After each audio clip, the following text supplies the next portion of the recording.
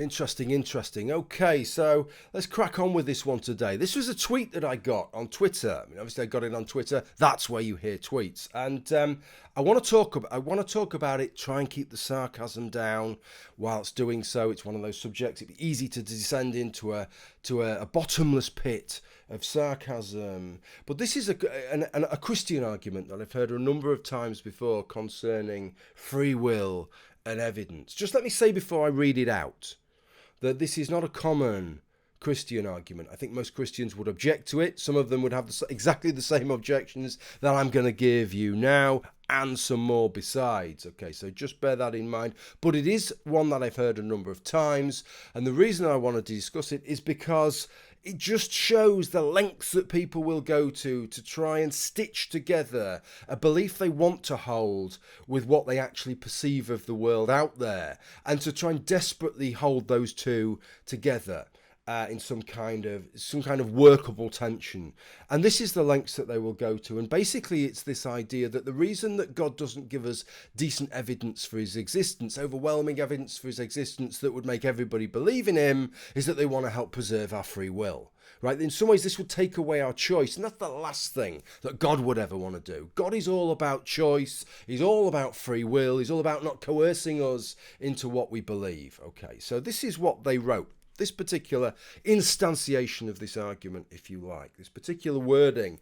If God gave us absolute truth, that he is the real one, then we would have no choice in the matter. In other words, God wants us to choose him over the fake gods, obviously, but he doesn't want to make the choice too obvious. Okay, so I think the idea absolute truth means a kind of incontrovertible piece of evidence that other than willful bloody mindedness, right, there would be no rational way that you could ignore it. You'd need to say, well, okay, fair enough, yeah, that shows that God exists and this is the God. He doesn't want to do that, because to do that would effectively to take away our free will. I don't want to get too bogged down in the weeds of what free will is, really. I think for me, free will's a little bit like a face in the clouds. We can see something that we can discuss from way back, but if you start looking at it too closely, not only can you not find it anymore, but you don't even know really what it was that you were trying to describe in the first place. It all just kind of disappears into virtually just the sort of the water vapor of the cloud. You're grasping around trying to even find something to describe. But I think when we stand afar, we generally talk about free will in terms of sentient agents such as ourselves not being coerced, not having a gun to our head. We're making a decision based on, well, hopefully, I assume based on the evidence and arriving at our choice. For me, really all there is when you make a choice is the evidence and some randomness factor. I don't know what there is besides that. I personally don't like the idea of promoting the randomness factor above anything else. Seemingly, this seems to be a different viewpoint. Allow me to plot a graph for you. Just a bit of fun, just a bit of fun, that's all it is. But this is how I envision this argument that's being made here. If we plot the evidence on the x-axis, folks, okay, so in the middle point there, we've got a balance of evidence for something against something. Let's say God existing, God not existing. At the right-hand end there, that's incontrovertible evidence that nobody could reasonably deny that God exists. And then at the other end there, you've got evidence, incontrovertible evidence that a particular God doesn't exist, let us say. And I think what they're saying here is effectively free will is diminished at these ends, right? If you have that kind of overwhelming evidence, then your free will has been vacuumed, hoovered out of the system. And so the corollary of that is that your free will would be maximized in the middle, where the evidence is at the greatest tension. The problem there is, the real red flag, is that you can replace the y-axis from free will with guesswork, and you have exactly the same graph. That's a bit of a red flag to me, right? If free will is nothing more than guesswork, then it's trash. Right, I expect it to mean more than that. I see free will as a non-coerced decision and a decision based on evidence. If it's just a decision based on a randomness factor, where the greater the randomness factor, the greater the free will, the greater the amount of guesswork, the greater the amount of free will, then I'm sorry, it's not really something that I want. I want my will to be free, to be able to view overwhelming evidence and arrive at the right decision, I would have thought. Clearly, these people's mileage may vary. So that brings me on then to my three arguments. I'm going to present you three arguments against this, even though it probably looks like I've already presented one.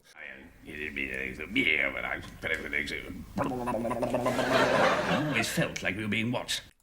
So this first claim is really that this is nonsense dressed up as common sense. This is something that I've observed, folks. One of the biggest things that I've learned, I think, since being on YouTube back in 2008 is just how common a tactic this is. I don't think people even realise they're doing it, but people sell an argument. When you present an argument, as I'm presenting an argument now, we often dress an argument up in a set of garb, a set of clothes, and often that garb is that effectively what we're presenting is common sense. And yet when you take the argument, this is an objection I've had in so many fields, from religious claims through to claims in the sort of progressive versus conservative mindset claims, and people do it on all sides. They take something and they present it as if it's common sense, as if, well, this is the natural, intuitive way we would look at such things.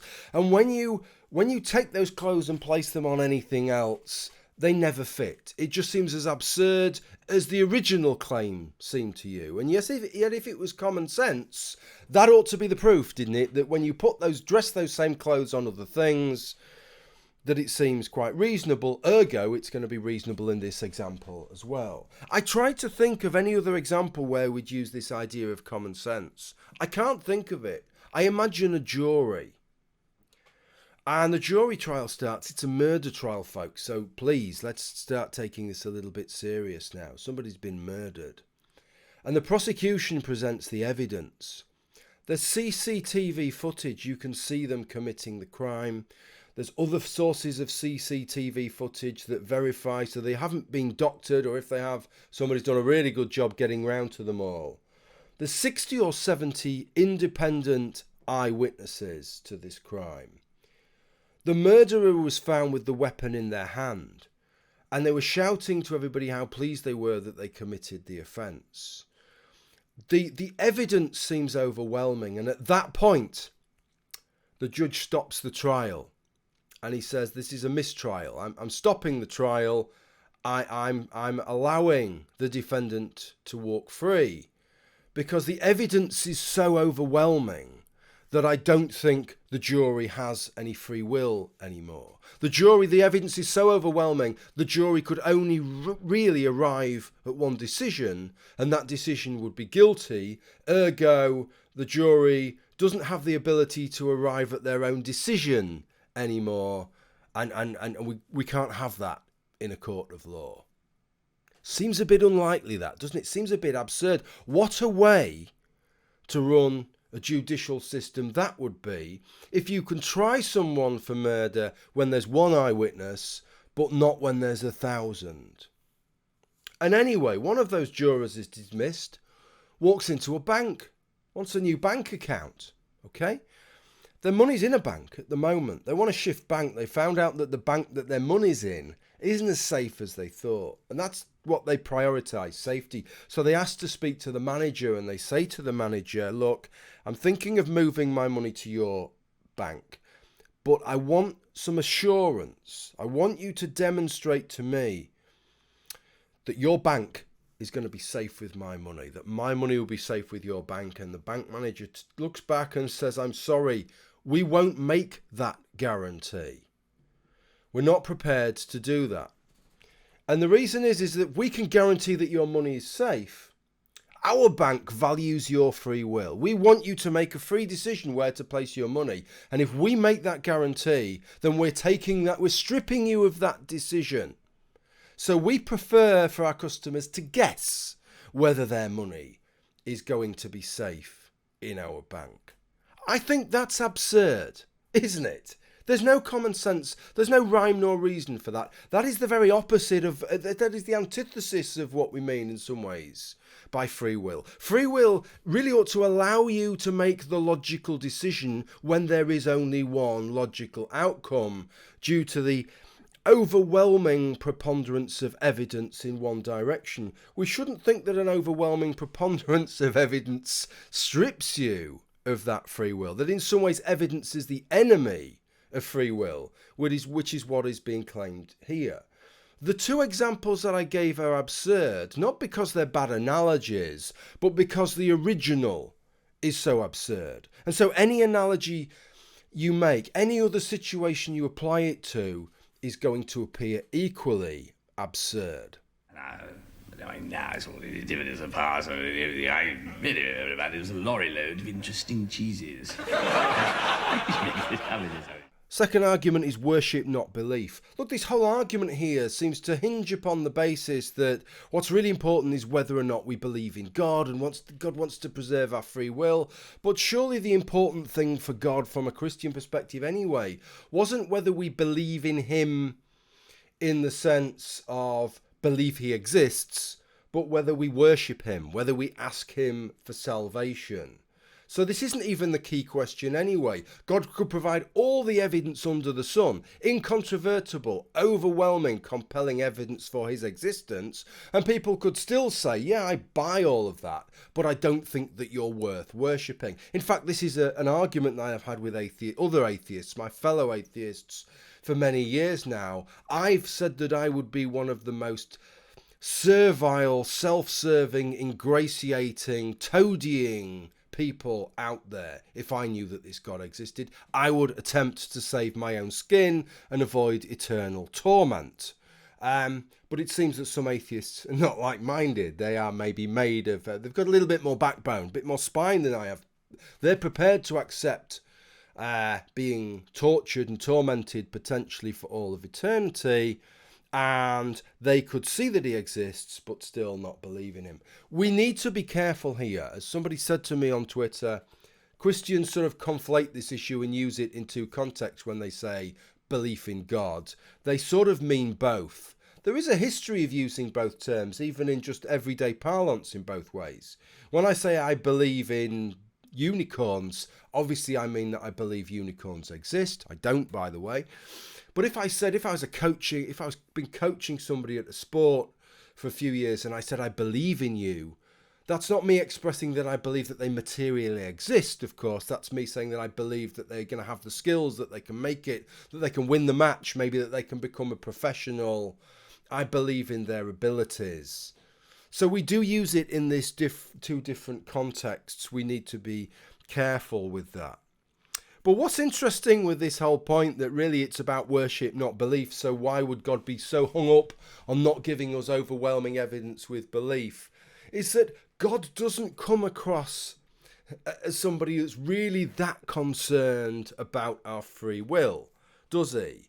Imagine we go back to that jury, and at the end of the case, the judge decides to hear the case and then sums it up, and at the end of the day, the evidence is perhaps in the balance in this particular case. And he says, okay, people of the jury, you've heard the evidence, you've heard the prosecution, you've heard the defence. Now I expect you to retire and consider your verdict. It's up to you. You can decide whether to find the defendant guilty or not guilty. It's entirely up to you. But if you do find the defendant not guilty, the clerk of the court will tie each one of you down in turn, and with a pair of pliers, slowly extract all your fingernails.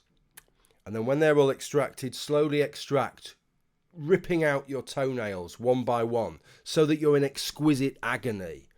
And then finally, heat up a red-hot poker and gouge out your eyes. But hey, this court's all about free will, and it's for you to decide, right? I don't want to influence your decision. I think we would regard that as a suboptimal legal arrangement, right? We would probably regard that as an example, a compelling example of removing a jury's free will. Much more compelling than presenting them with too much evidence would do, right? And yet that's what we're being asked to entertain, that God doesn't want to give us this evidence for his existence because he's so concerned.